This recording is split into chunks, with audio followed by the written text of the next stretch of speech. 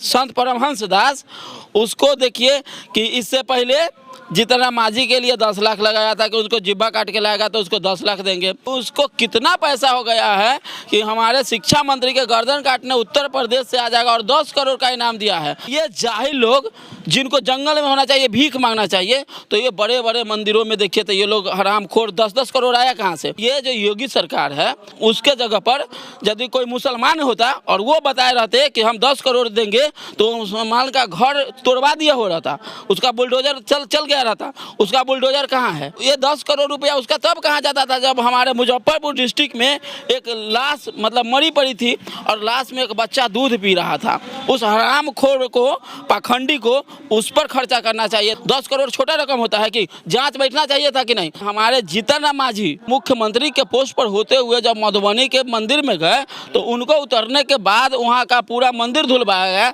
आज हमारे देश में जात के सिर्फ दलित लगा लीजिए और शूद्र लगा लीजिए, ओबीसी समाज के आप घोड़ा छू रहे हैं।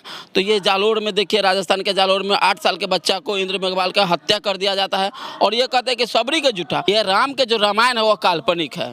तो जो काल्पनिक विषय पर हम ज़्यादा बात नहीं करेंगे। और राम का हमारे समाज के लिए क्या योगदान रहा? राम कोई नहीं है। राम होंगे भी और रहे भी होंगे तो राम और लक्ष्मण और सीता से हमको कोई लेना देना नहीं, वो उनका देवता है। जय भीम नव बुद्धाय, मैं राजकुमार मांझी और आप देख रहे हैं द एक्टिविस्ट। इस वक्त बहुत बवाल चल रहा है बिहार में। शिक्षा मंत्री चंद्रशेखर जब से टिप्पणी किए हैं रामचरितमानस पर, तब से बहुत सारे नेता, बहुत सारे बीजेपी के नेता उनके पीछे पड़ गए कि इस्तीफा दीजिए अन्यथा माफ़ी मांगिए। हमारे साथ वासुदेव पासवान हैं जो भीम आर्मी से हैं, इनसे हम जानेंगे आप क्या रखते हैं रामचरितमानस पर अपना। ये तो बिहार के लोगों के लिए खुशी की बात है कि तार्किक शिक्षा मंत्री को चुन करके भेजे थे सदन में और वहाँ पर उनको शिक्षा मंत्री का पोस्ट दिया गया। जिन लोगों ने दिया उनके सहृदय धन्यवाद देता हूँ कि जो पाखंड का जो घोर आज से हम लोगों पर जो इतना देर पहले से चलते आ रहा था, तो बड़े लोगों को समझाने वाले हम लोगों के पास नहीं था। लेकिन आज हम लोगों के पास एक अच्छे आदर्श नेता हमारे बीच पढ़ लिख करके जो बयान दिए हैं उसकी काबिले तारीफ़ है। बहुत ही अच्छा कि हम उनका समर्थन करते हैं और उन्होंने अपना से कुछ भी नहीं कहा है। उन्होंने जो कहा है उनके ही पुरखों के लिखा हुआ जो उनका जो ग्रंथ है, जो हम लोगों के ऊपर शोषण करने का ग्रंथ, क्या हम लोगों को शोषण करने का वो षड्यंत्र बुक है।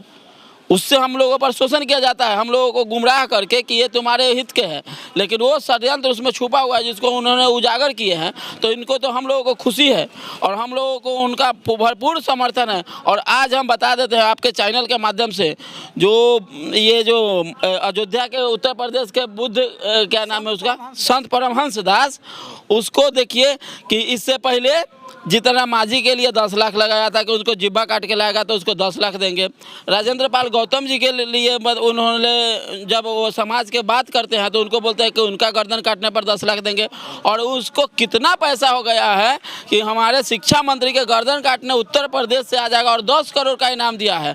तो सरकार को तो सबसे पहले जाँच बैठाना चाहिए कि ये मेहनत मजदूरी करने वाले के लिए 10 रुपया नहीं था कि वो मतलब कि कोरोना काल में दवा ले ले और गर्म पानी मतलब जो भी होता है उसका मतलब प्राथमिक उपचार के लिए। और ये कोरोना काल में इनका पैसा क्यों नहीं निकलता है? जब हमारे समाज के लोग, हिंदुत्व के लोग, उनके हिंदुत्व के लोग और हमारे जो लोगों को ज़बरदस्ती हिंदुत्व बना, एक्चुअली में हमारे लोग हिंदू नहीं है, तो हमारे लोगों को जो हिंदू बना करके गुमराह करते हैं, तो ये 10 करोड़ रुपया उसका तब कहाँ जाता था जब हमारे मुजफ्फरपुर डिस्ट्रिक्ट में एक लाश मतलब मरी पड़ी थी और लाश में एक बच्चा दूध पी रहा था। उस हरामखोर को, पाखंडी को, उस पर खर्चा करना चाहिए था कि वो प्रदेश पलायन नहीं होता। वो इतना 10-10 करोड़ का इनाम ठोक रहा है। हमारा जो शिक्षित लोग हैं, शिक्षा मंत्री जी राजेंद्र पाल गौतम, इन लोगों को, ये लोग पढ़े लिखे लोग हैं, प्रोफेसर रतन लाल को धमकिया रहा है, ये लोग पढ़े लिखे लोगों को ये लोग अनपढ़ कहते हैं। और ये जाहिल लोग जिनको जंगल में होना चाहिए, भीख मांगना चाहिए, तो ये बड़े बड़े मंदिरों में देखिए तो ये लोग हरामखोर 10-10 करोड़ आया कहाँ से? आखिर इसको झूठ में नहीं ली, उसके पास पैसा नहीं है।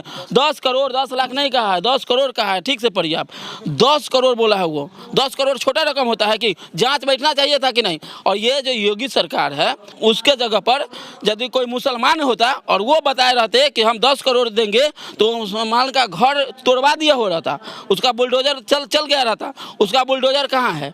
ये हिंदुत्व को ठेस नहीं पहुंचा रहा है। वासुदेव जी, हम एक बात पूछना चाहेंगे। रामचरितमानस यानी राम जी का चरित्र का वर्णन उसमें किया गया है, तो हम कहना चाहेंगे कि प्रभु राम श्री राम जिसको कहते हैं लोग, ठीक है, वो तो एक दलित मुसहरनी सबरी का जूठा बैर खाया।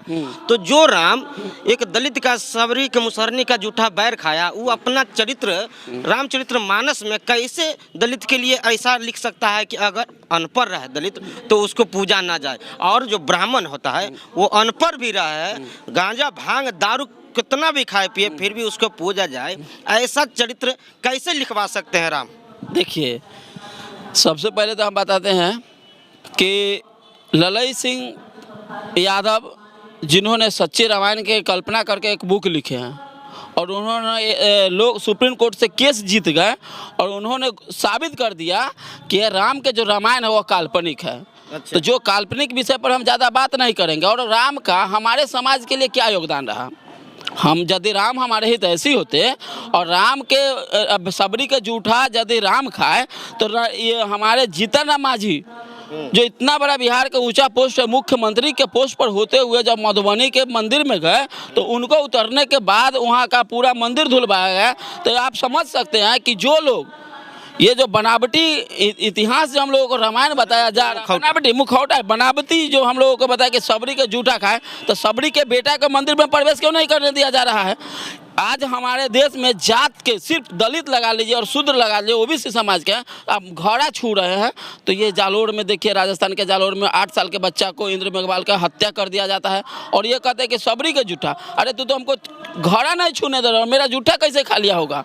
ये सब बनावटी है। चरितमानस में राम जी का चरित्र नहीं है। नहीं, ये तो पुष्य मित्र शुंग है, वही राम है। ये तो मौर्य काल के समय में ये लोग तो हमारे बौद्धिस्टों को हत्या करके जो आया था उसी का मतलब चरित्र को यहाँ पर बनाया गया, राम के रूप में बना दिया गया। ये सब काल्पनिक बातें हैं। राम कोई नहीं है, राम होंगे भी और रहे भी होंगे तो राम और लक्ष्मण और सीता से हमको कोई लेना देना नहीं, वो उनका देवता है। हम अच्छा बताइए, इस देश में हम दुसाध है तो हमारा मतलब वंशज, हमारा देवता अलग, यादव है तो उसका देवता अलग। यहाँ तो जाति आधार पर अलग अलग देवता के लोग बांट दिए हुए हैं कि ये वो लोग। यदि हमारे भुइयाँ बाबा जो है, लोग बोलते हैं ब्राह्मण लोग भुइयाँ बाबा की पूजा करते हैं, यादव में भुइयाँ बाबा की पूजा होता है, वो क्यों नहीं करते हैं?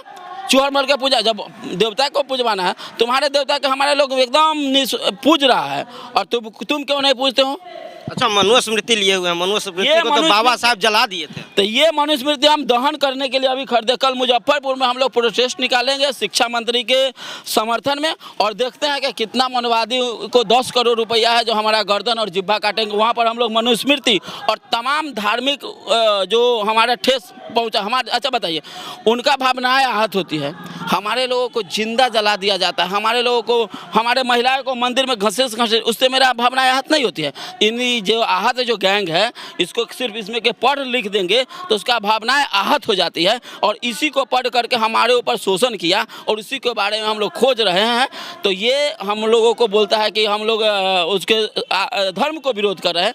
अरे हराम करो, तुम्हारा धर्म का यदि हम विरोध करते। मतलब शिक्षा मंत्री जी ने जो भी रामचरितमानस के जो दोहा था उस पर जो टिप्पणी की है वो सही है? बिल्कुल सही है, एकदम 100% सही है। उन्होंने अपना से नहीं, उसको विरोध करना है। और आप साथ हैं, आप सिर्फ साथ हैं कि आपका पूरा भीम आर्मी उनके साथ? नहीं, हमारा पूरा संगठन साथ में है, उनका पूरा बहुजन समाज पार्टी, पूरा जितना बहुजन समाज के लोग हैं सब उनके साथ में है। तो इन्होंने बहुत कुछ बातें कही है, हम क्या कहें, आप खुद वीडियो देख लीजिएगा। अगर ये वीडियो आपको अच्छा लगा तो शेयर कर दीजिएगा। अगर ये वीडियो आप फेसबुक पर देख रहे हैं तो लाइक कीजिए, यूट्यूब पर देख रहे हैं सब्सक्राइब कीजिए। धन्यवाद।